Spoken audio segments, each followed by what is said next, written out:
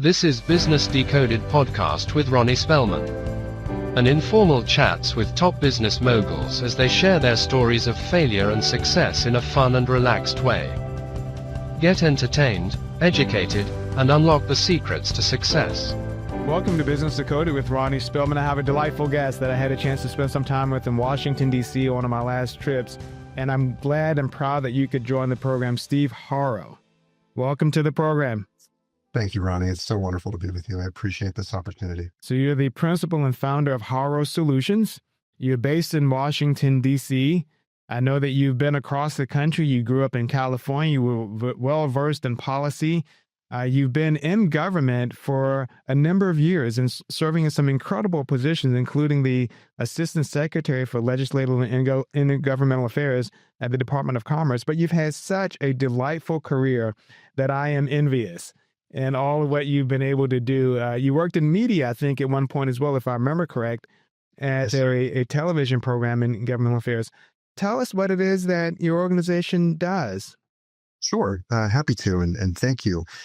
So my firm, and I'm a co-partner in it now with my wife, actually. Okay. So business partner and life partner. She joined the firm in March, on March 1st of this year. I created the firm about 14 months ago now. And what we are a government affairs consulting firm. So we help businesses understand government, and we help government understand business. Nice. So, yes, I'm a lobbyist, but I am more than that. And I'm actually very proud to be a lobbyist because at your core, a lobbyist is an educator.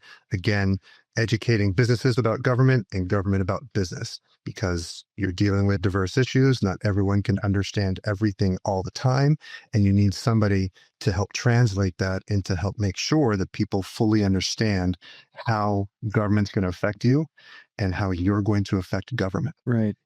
And so we consult for a number of clients, advising them on the best strategies to approach government, to educate them on what's going on, to provide political intelligence, but then also to educate members of Congress and members of the administration on the interests, the needs, and the equities Right. of the clients that we work for. Hey, Steve, So I was going to say real quick, I have some questions about that, which is really neat because you described everything that I've been telling business leaders for a while, but your wife, has she been in government affairs as well? That's fantastic that you get to have her as a partner in the firm. yes.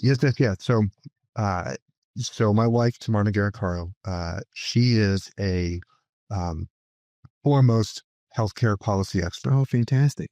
So she spent a decade on the Hill, on Capitol Hill, as a congressional staffer, both in a personal member office, and then she was a professional staff member for the Health, Education, Labor, and Pensions Committee Nice. from 2006 to 2010. She was one of the people, Ronnie, who helped write the Affordable Care Act. Oh, interesting. Yeah. And so after that was passed, she got a wonderful opportunity to go work for the American Academy of Pediatrics Okay. as a government affairs person there. And did amazing work there on behalf of pediatricians and children and immigrants. And just this past, earlier this year, there was an opportunity for us to take on some healthcare related work. And so we decided, and I had already established the firm. I was doing some, other client work that was non-healthcare related. But I thought that if we went in on this together, we'd be able to land that business, and we did. Now, I think you've also received some awards, which we'll get back to some of the other topics later, but you were top 100 most influential Hispanics in the U.S. Yes. Congratulations. That's a huge honor, by the way. It just speaks to what you've been able to accomplish, those type of recognitions. So congratulations to you. I appreciate that. I appreciate that. With a lot of companies, as they think about growing their business and evolving their business, is one of the things that I've often mentioned, and you kind of alluded to this earlier on the education piece, is a lot of policymakers, when they write policy, sometimes it adversely affects businesses, but they don't necessarily intend it to. And it takes these businesses and governmental affairs like you to say, look, this is the impact of this specific policy. And what I find is a lot of times the policymakers, they want to fix those items. And it's just knowing that they exist and knowing the kind of impact that it might have on a specific business or industry. Is that what you find as well? That they just need to be aware, right? And it takes someone like you to help sort through those details. Absolutely. I mean, it's the law of unintended consequences, right? I mean, nobody.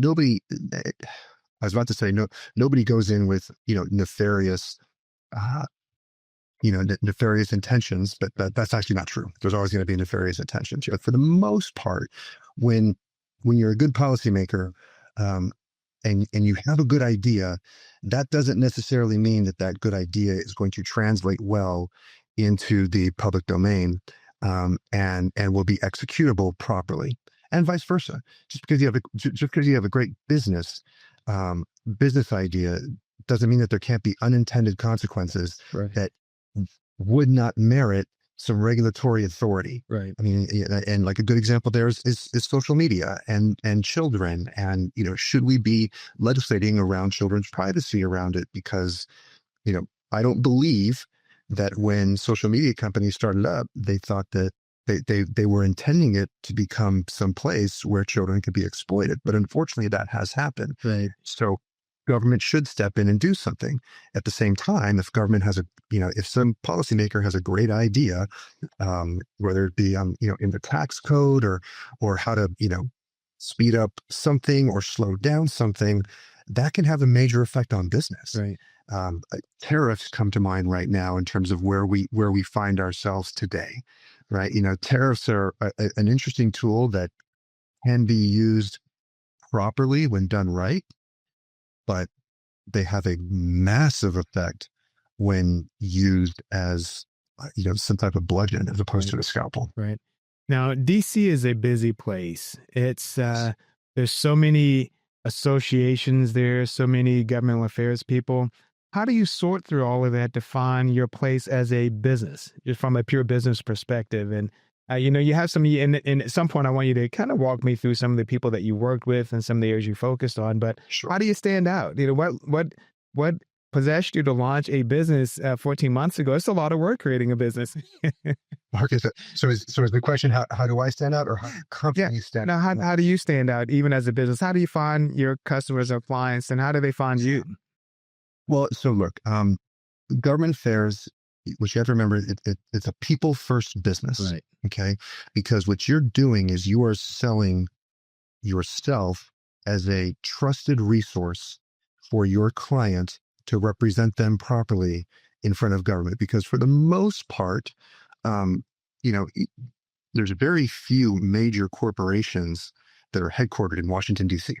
Now, a lot of major corporations have Washington offices, Correct. and so they have internal government affairs shops and whatnot. They have their internal lobbyists who are employees of those companies, but you're never going to have enough to cover a very wide ranging government. Right? You have 435 members of the House, 100 senators. You have the White House. You have 12 cabinet agencies, and then you have all these other agencies, built within these cabinet agencies. Right? And so you can't have enough full-time employees within your company to cover all that. And so that's where people like me come in as a force multiplier. And so my value proposition that I offer to folks is, look, I've been doing this. I've been in the business of politics and policy and government for 25 years. Nice. But I'm still a young man. And the way I've done it is I've run campaigns down at the city council level to the statewide level. I've been on a presidential campaign. I've been a congressional staffer in the House of Representatives. I've been a congressional staffer in the United States Senate. And I've had all different jobs, from press secretary to legislative director to chief of staff. I've worked for party committee. I then went and became a Senate confirmed Assistant Secretary of Commerce. So I got to work in the administration. And then after my congressional career, I went and became a consultant like I am now, but it was for a larger firm, a bipartisan larger firm. And then from there, I was recruited to go be on the executive leadership team as the executive vice president of government affairs at WBC Univision, nice, which is the largest Spanish language media company in the world. So my value proposition is that from a government affairs angle standpoint, I've done it all. Right. You don't hire me as a subject matter expert. We're not going to go miles deep on one issue. Right. I am going to teach you and help you play your 4-dimensional chess. Nice. We're going to, we can, and also what I failed to mention in that time is that during all of that, you build up your reputation, you build up your relationships, and you build up trust. Right. And so you can call somebody and they're going to pick up the phone and they're going to invite you in because they know you. Right. They may not yet know who I'm representing or why, Right. but I'm going to create a nexus to them, whether it be, something that matters to their constituency, something that matters to their committee, something that matters to, a member of Congress's personal intellectual policy interests. But it took time to build all that, and now I get to execute it. And so that's the value proposition. That's what I hope makes me stand out in a sea of activity. Because you're right, there's a lot of people like me. Right. There is. If I could have you put that on repeat that I can use whenever I talk to CEOs, because I had that conversation it's been about 10, 12 years or so ago with this new CEO. And I said the same, when it comes to being engaged, you don't start to become engaged after you have an issue. Part of the process is having a relationship beforehand because you're building that trust. And so having someone like a Steve prepared to represent you, building that trust, or whether you have a direct relationship with a member, either at the state, local, or federal level, they have to be able to trust what you're giving them is good information so they can make a good decision. Podcasts are so popular, even monkeys are doing it. 75% of Americans listen to podcasts monthly. That's 210 million people in the United States alone. And yes, podcasts are profitable. Joe Rogan is making $30 million per year. Your content, your knowledge is worth sharing. Don't just dream it, do it. Visit andycostafilms.com/podcast and turn your content into leaks. It's funny, Ronnie, because you're absolutely right about that. And you and I are very similar. The metaphor I use with both clients and then also when I'm talking with members of Congress and their staffs, I equate it to college and graduate level courses, right? So like, your undergrad is 101, 201, 301. Your graduate level is 401, 501, right? Too often, companies don't start thinking about government affairs until there's a 401 or 501 level problem. And then they bring people in to try and solve a 401, 501 level problem without ever having done 101, 201, or 301. Absolutely. And so you have to have your government affairs apparatus, be it internal or external, there with you constantly. You have to make sure that you're educating them 101, 201, 301 so that they know how to go give 101, 201, 301 to the stakeholders, so that if a 401, 501 problem does come up, you're ready to go. Right. And so that's, it's government affairs. I know how a business thinks about government affairs, Right. based on how I see their organizational chart and where government affairs plays into that. Right. And so one of the other things I believe my value proposition is for clients is, because I have done it, because I have been an executive at a major corporation and I understand how they work, I get to be your fractional executive. Right. So if you don't have a large government affairs shop, I know what you have to deal with internally with your various, with your various colleagues in the C-suite. I can talk your language. I can coach you on how to talk to your CEO. I can coach CEOs on how to talk to the rest of the C-suite about politics and government. And that's what companies need. Right. And companies that don't realize they need that, I think, can get in trouble. Right. I agree with you there. And you made me think of something. I've had human resources report up to me at various different companies, along with marketing and governmental relations, and then operations as well. And what's fascinating is with the diversity of your experience, both in government and non-government and private sector, is that when I go and speak with revenue generating people within a business, on the operational side, and let's say we're talking about a human resource issues, a lot of human resource people might not understand how the business works per se. So they add all these layers, these requirements in-house, these compliance items, they're adding more costs, they're seen as overhead. So sometimes operations people have no appreciation for HR people. operation people really don't understand the other side of the business. But to be able to cross over in each segment, like what you just described, and explain what the other is saying is just so vitally important in order to help that organization move forward. And it sounds like you're saying much the same. You can go into the private business, say, this is how government works. I've been there. I've been a chief of staff. I've been a legislative aide. I know how this works. Let me help you. And then on the other side, when you go to those members and you say, or the staff even, you say the same thing. This is what the business is doing. This is how they function. This is how this law is impacting them. That's an incredible piece to have. I think sometimes, maybe too often, that you don't have to answer this question, but sometimes I think a lot of lobbyists and congressional affairs people, they have only one side of that experience, maybe government affairs, or they've only been an attorney, right? And they don't get the other part of the business so they can explain the challenge well to that government staff member or the member themselves. Yeah. Yeah, you're absolutely right. I'll also turn what you just said on its head a little bit, because you're absolutely right about the people working in Washington who, it's not myopic. It's just that their work experience hasn't been as diverse, so as to fully understand what businesses need. Okay, but the same is true in reverse. Right. Agreed. And the same is probably true in the reverse more so, because more often than not, people who work in business, they got into business because they love business. Right. And so they don't necessarily care about Washington, and some will have an anaphylactic reaction to Washington. Like a lot of the CEOs that you talk to, like they want to be CEOs, they want to be business people, they want to be finance folks, they want to sell products, they want to they don't have to go to Washington because that's just not their thing. But when you are a congressional staffer, when you are an administrative staffer, you're actually exposed a lot more to business, and business is exposed to government because of the nature of the work. That makes right. sense. I mean, when I was the chief of staff, I got to be the chief of staff with two United States senators, one from New Mexico and one from California. And so I met with CEOs.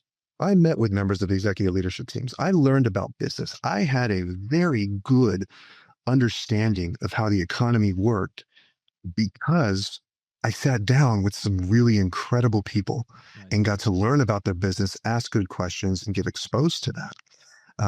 And so that also helped build up, my core of expertise to be able to now help clients on this end of it. Right. So what took you into politics? It looks like you grew up in California and then ended up at Loyola University. Had your bachelor's and your master's. So what took you in that direction? So I wanted to be a journalist. Okay. I went to school to be a journalist. And I went to Loyola University of Chicago, an amazing school.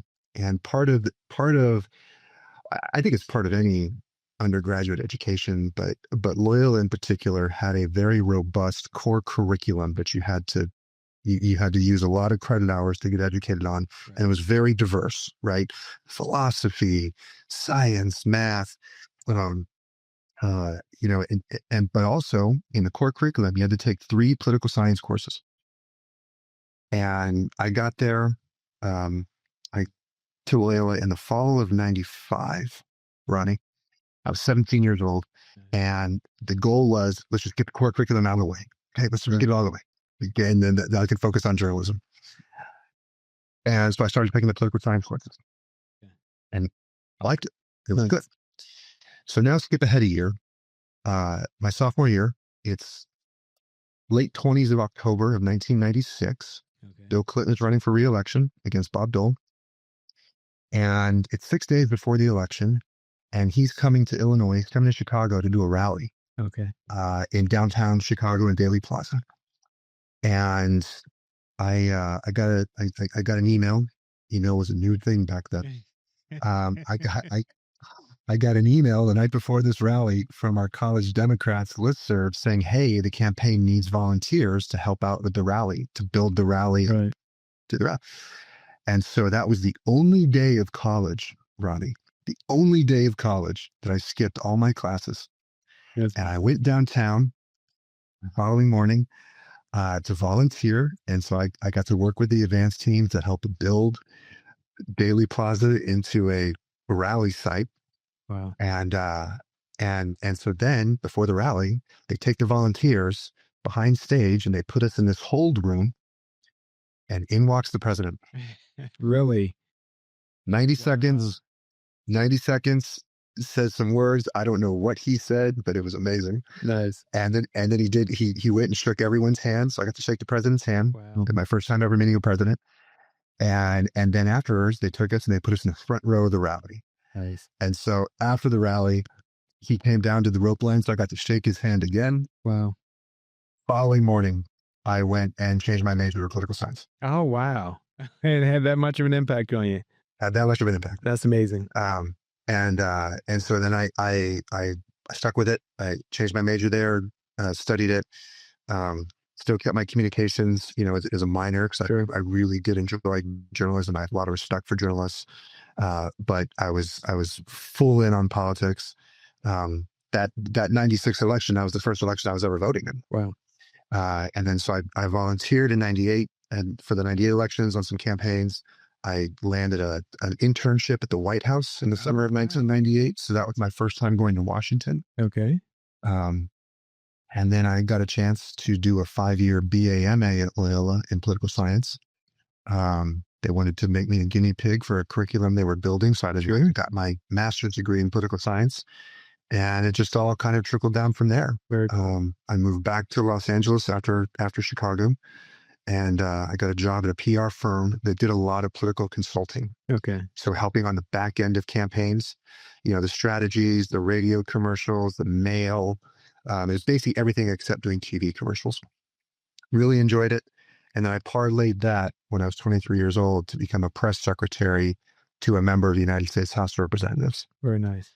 And then I just kind of took off from there. So real quick, if you don't mind, whatever you can share, what does the war room look like behind the scenes? It's probably no different than, two things. No different than maybe the strategy rooms at businesses as you kind of map through a plan, either whether you're ramping up a new product or ramping up a new division.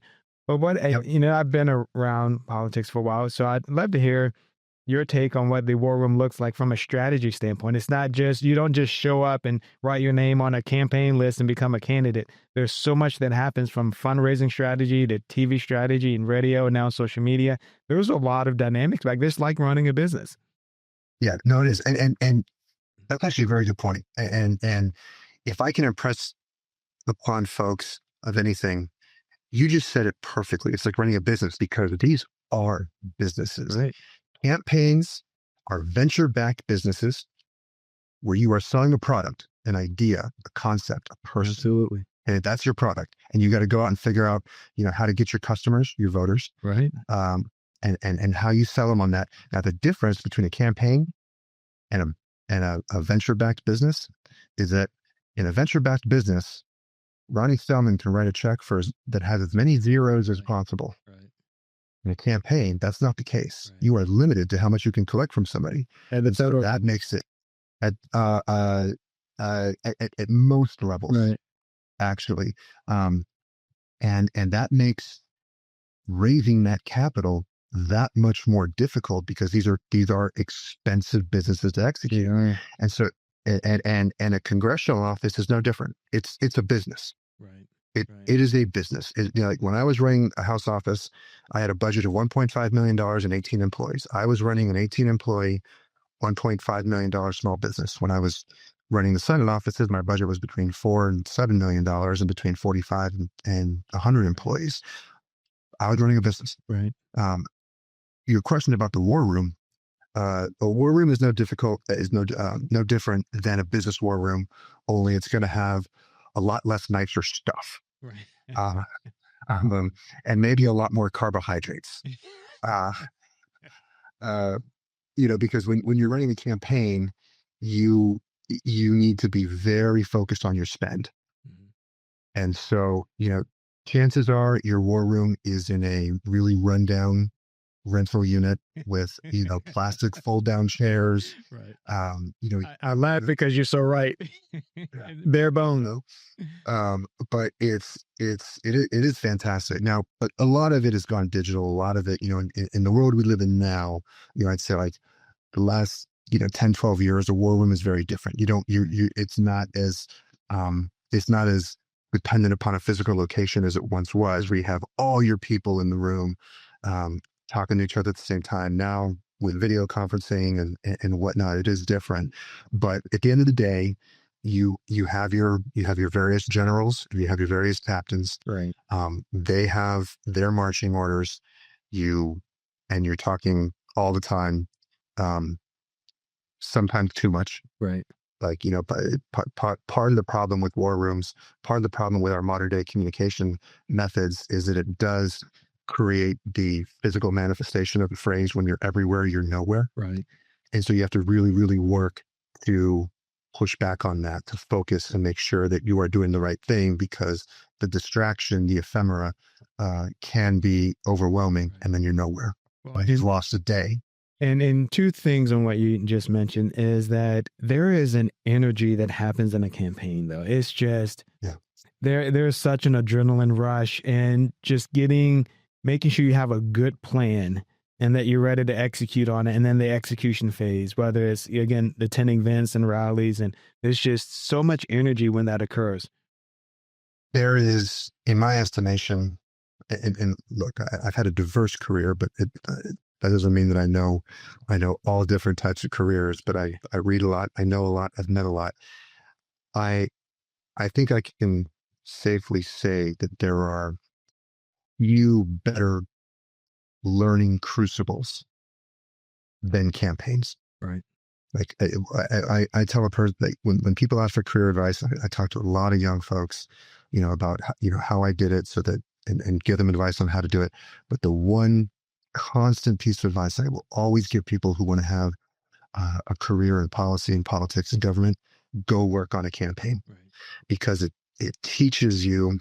It not only teaches you diverse things. I mean, like I was asking people for money when I was 23 and 24 years old, right? I was raising money. So I learned early on how to take rejection well. Right. Which is a great sales tool, right? Yeah. Right. That's an important thing to learn. That's important, because you then become dynamic, right? Like if they say no and you try a different angle, and maybe you get them to yes, maybe you get them to no, but maybe you don't. But that's a helpful thing to learn. But campaigns teach you so many diverse methods of how to conduct business. And they also teach you how to reach your limits, right, and then exceed them. Right. Because you've got to push. You're working. I mean, when you're on a campaign, it is 24/7. It's nonstop. It is, because you have a clock. Exactly. You have a clock. You have a deadline. And the one thing you mentioned that I think is great with you raising funds at 25 with campaigns, the great thing about campaigns is that a young person can get a fairly senior level position very young. Sometimes it can be tricky in the private sector. They have to put in a little bit more time and years to build that either expertise or that trust. In a lot of campaigns, you will find some really young leaders that are involved, and it's fantastic to see, because they're getting that rich experience at a very young age. Oh yeah, no, and the campaign is kind of like, a campaign is kind of like dog years, right? I mean, the amount of experience that you learn in a short, concentrated amount of time, how it hardens your resolve, how it teaches you various skill sets and strategies, ways to approach people, ways to approach new ways of operational efficiencies. I mean, it just speeds up your education and professional progression in ways that can't be quantified. I mean, I had more real life skills built into me by 27 than I think most of my cohort did at that age, and maybe even a lot of 37-year-olds, because I'd done a city council race, I'd done a presidential race, I'd run a congressional race, and it just taught me a lot, and it made me a more effective communicator. It made me a more effective boss. And it allowed, because I had that diversity, I had the campaigns on the resume and that diversity, and I could put out those skill sets. It allowed me to achieve some very senior positions in government faster than I would have if I had just started in government and tried to work my way up there. Right. Now, for those companies as well, the companies that might be listening to the program of the future CEOs, walk us through what a crisis management team might look like in the private sector, because so many companies, they face issues and they don't necessarily have a team ready to go, a communications team or a crisis management team. I don't know if you provide crisis management on your side for the private sector, but I suspect you've done that in some of your private sector work. And that's an important thing to have as well, at least to be prepared. And whether it's let's say it's a natural disaster and you have to have a team ready to address what your game plan and strategy is, or you have an internal conflict that happens that exposes the company.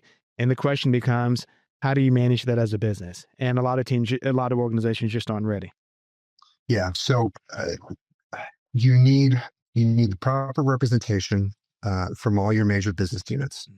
And so, depending on what your business is, you've got to have somebody, from sales to say how this is going to affect. You have to have somebody from marketing to, be ready to jump on what they're going to do. You have to have somebody from PR to be able to start crafting messages. You have to have somebody from government relations to know what's going on so that person is able to properly communicate to folks, because there will be oncoming from government in some way, shape, or form. But the key is that you cannot have too large of a room, right, full of people, and you have to have one general. Okay. When you say too large of a room, what do you mean by that? So, unfortunately, it's why boards of directors work better when there's a single digit number as opposed to getting into the teens and 20s, right? Because the more opinions you have, the slower you get to a decision, right, and the easier it is to fall under groupthink. And so, and when you have one general, that may not necessarily be the CEO, right? Because the CEO still has to run the company. Correct. But it's got, if it's not going to be the CEO, then the CEO has to deputize a general who has command and control and operational authority to make decisions.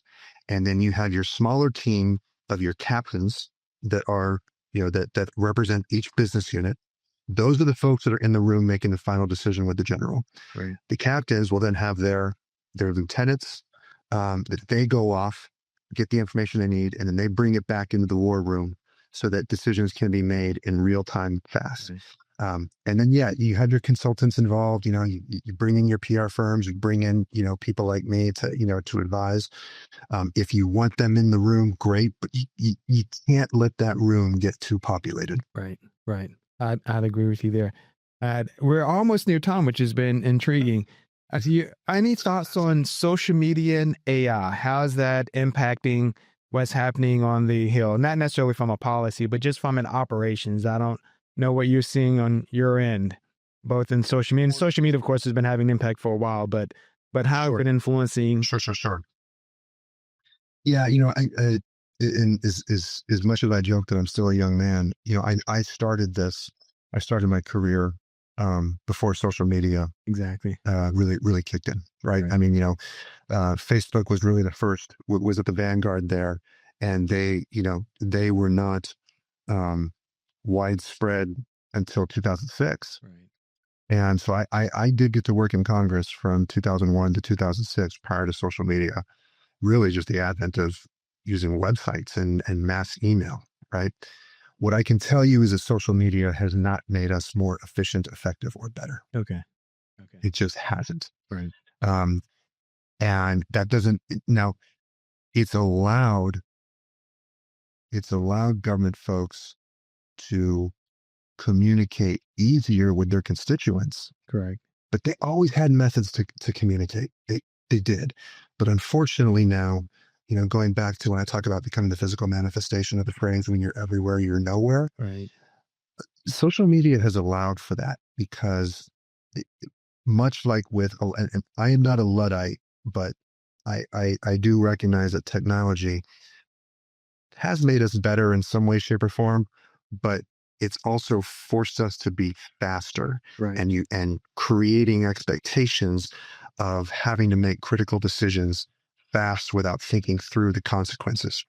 And so it actually has social media, enhanced technology, communications technology has, I think, contributed to more mistakes being made and not necessarily contributing to good policy being constructed. Right. Right.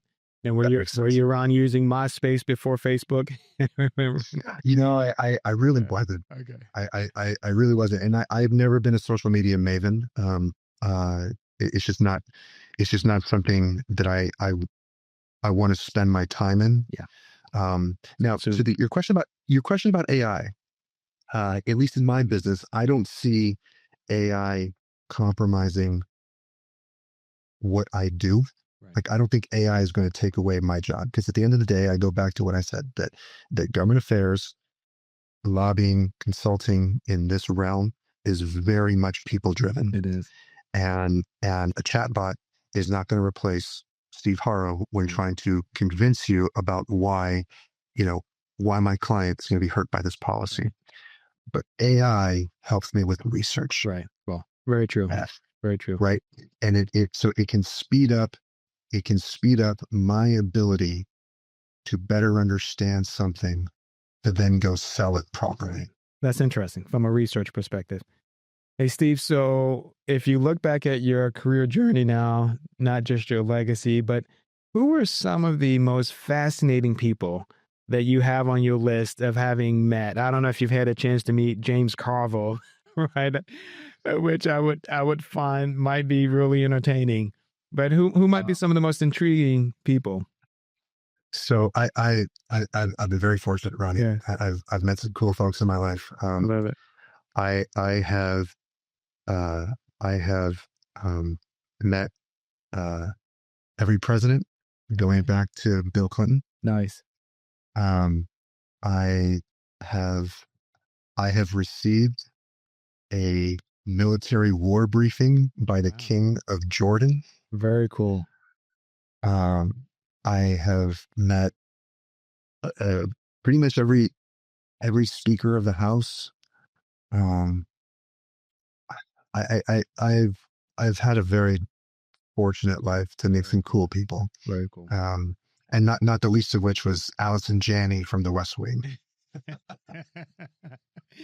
Now, they didn't work in a part for you in The West Wing at chance. No, okay. I had a friend who lived in DC, and I think they were an extra in West Wing. Yeah. I never got to do that, but I loved that show, and she was lobbying on the Hill one day, and came into our office to lobby on an issue on juvenile diabetes, and so I got to staff my boss for that meeting. Nice. And got to meet her and whatnot. And another cool thing I got to do, the late author Michael Crichton. Yes. Jurassic Park. Yeah. And I got to meet him before he passed away. He passed away in February of 2008. But I met him in early 2006 over a policy issue. And we ended up finding each other. He cared about this policy issue.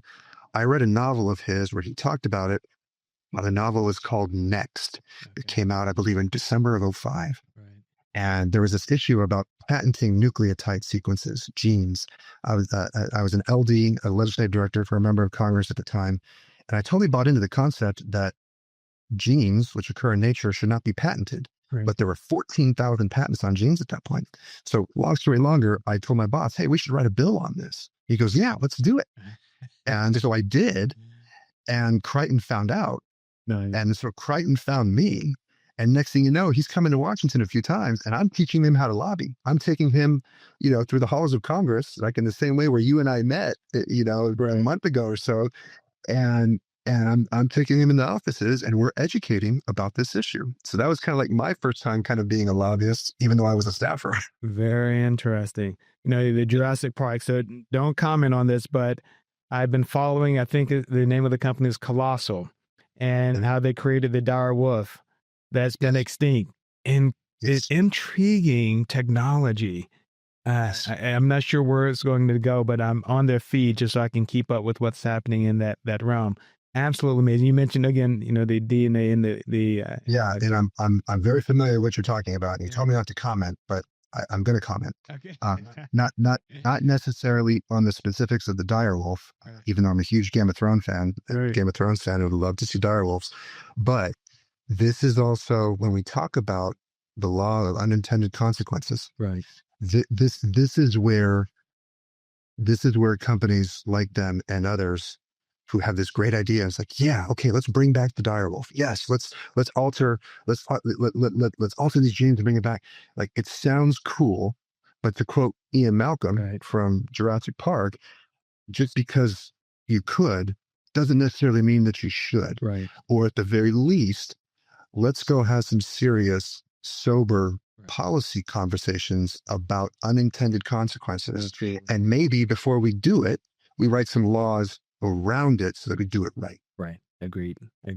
See, this has been quite a pleasure. I worked up in the U.S. Senate, interned in the U.S. Senate, and had a chance to spend time around that environment. And it's such a special place. D.C. is special with the cherry blossoms. And I used to go to Union Station, 20-something years ago. And it's the 4th of July is always special in Washington, D.C. It's heartwarming to celebrate the 4th of July in the nation's capital.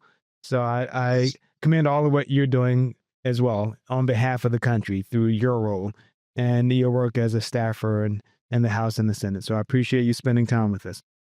And I appreciate you running. What I loved about you, I loved your energy when I met you, but what I also loved is that you are intellectually curious, as am I. And so what a treat to be able to be on this program. And I wish you all the best of luck going forward. Good deal. We'll stay connected.